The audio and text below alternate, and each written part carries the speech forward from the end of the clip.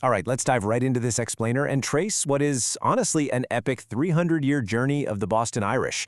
This isn't just your standard story about immigration. It's really a fascinating blueprint of profound resilience, community building, and an enduring legacy that literally helped shape one of America's most historic cities.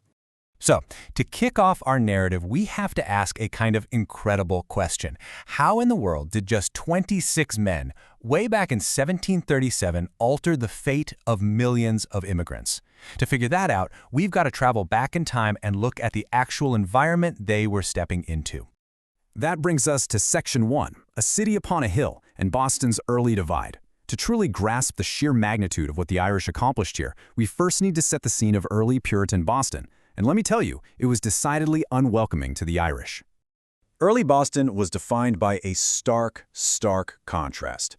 On one hand, you've got the established English Puritans, the wealthy Anglo-Saxon Protestants. These are the folks often called the Boston Brahmins. They saw their settlement as this beacon of morality, right? A true city upon a hill. But on the other hand, you have the early Irish arrivals. Many were absolutely destitute, fleeing terrible conditions and showing up as indentured servants just to work as day laborers. The Brahmins didn't just see this influx of impoverished Irish as economic competition. No, they saw them as a direct threat to their entire established way of life. And that fear, well, it quickly morphed into harsh realities. These immigrants faced intense xenophobia, which led to defensive nativism and the rise of groups like the Know Nothing Party.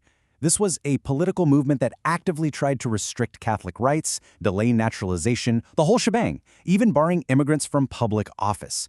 That infamous "no Irish need apply" sentiment wasn't just a myth, it was a very real, tangible barrier to basic survival. Moving right along into our next section, goodwill and service, the birth of an institution. Now, what's genuinely fascinating about this next chapter is how the Irish actually responded to all that hostility. Instead of scattering or giving up, they turned inward to take care of their own.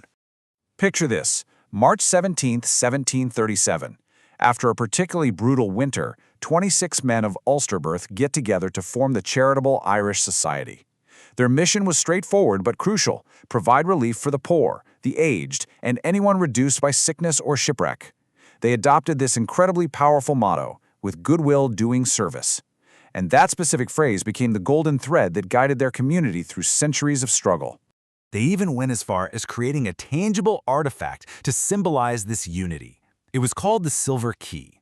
Crafted by a prominent colonial silversmith named Jacob Hurd, it was literally an ordinary key fused with a 1738 King George II Irish coin, complete with a crowned harp. This badge of authority was held by the society's keeper, who oversaw their expanding recruitment and membership. It was just this brilliant, physical reminder of their shared duty. But here is what's truly remarkable about them: their foresight. Originally, the society was founded mostly by Presbyterians, but they actually dropped their Protestant-only rule in 1760. Just think about that timeline for a second. This was 60 years before the law in Massachusetts even allowed Catholics to hold public office.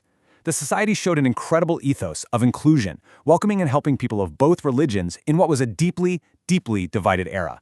Let's jump into our third section, the Great Hunger Strikes and the Ultimate Test. We're going to see how this early foundation built up to their response to the Great Famine. This was a total catastrophe that pushed their founding motto to its absolute limits. When the ship RMS Britannia brought the very first news of the potato blight in 1845, the society didn't hesitate. They responded immediately by raising funds. Fast forward to 1847, when the RMS Hibernia confirmed mass starvation, the society mobilized what was honestly an astonishing cross-cultural coalition. They literally canceled their own St. Patrick's Day dinner just to donate the receipts. Working right alongside the city's Brahmin elite, they successfully petitioned Congress to use 2 naval vessels. By March 1847, the USS Jamestown sailed out of Boston, loaded completely free of charge by Irish laborers, carrying 800 tons of life-saving provisions straight back to Cork. To put that monumental effort into perspective, the New England Relief Committee and the people of Boston sent over $300,000 in relief to Ireland in 1847 alone. If you adjust that for inflation, we are talking about a staggering fortune today, roughly around $820,000. It is just a stunning display of organized compassion. Fast forward just a bit to Section 4, fighting for the Union and proving loyalty. The American Civil War offered a very distinct, albeit bloody, opportunity for the Irish to essentially prove their loyalty to their new nation. And they contributed massively to the Union cause. Even though many still faced heavy discrimination, they recognized the U.S. Constitution as this unique protector of individual rights, something they definitely lacked under British rule. They formed the famous Fighting Ninth Massachusetts Volunteer Infantry under Colonel Thomas Cass. And beyond the actual battlefield, Irish laborers worked tirelessly in the Watertown Arsenal, the iron foundries, and the South Boston shipyards, building warships. By shedding blood and sweat for the Union, they weren't just fighting for America, they were fighting to firmly legitimize their own place within it. But you know, their motivations were wonderfully layered. Take this quote from Thomas Francis Meagher, for example. It perfectly captures their complex dual loyalty. He basically said that the military experience they gained in America would eventually be of more service in a fight for Ireland's freedom. They were defending the United States Constitution while keeping a very hopeful eye on using those exact martial skills to eventually liberate their homeland. It was a fascinating identity forged in two fires. Which brings us to our final section, outcasts to native sons and a lasting legacy. Following the war, we get to witness the incredible transformation of this community. They go from being marginalized outcasts to undeniable native sons of Boston. Their demographic and political ascent was just rapid.